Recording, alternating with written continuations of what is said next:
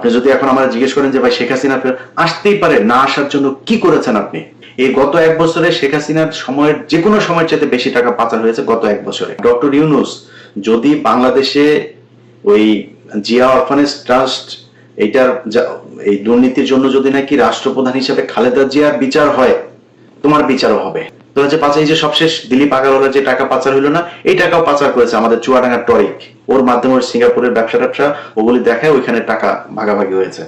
পাচার করলি প্রতিটা উপদেষ্টা টাকা পাচার করেছে। ওরা কয় আমাদের সেফ এক্সিট লাগবে না। সেফ এক্সিট, তোরে সেফ এক্সিট কই নিয়ে দিবে?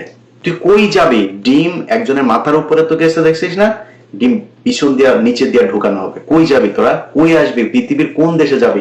বিএনপি পেটাবে, আওয়ামী লীগ পেটাবে, শিবির পেটাবে, জুলাই আন্দোলনের এরা পেটাবে, সাধারণ মানুষ পেটাবে, যে যাবে ডিম ঢুকানো হবে ওইখানে। সেফ এক্সিট মারাইতে আসছিস?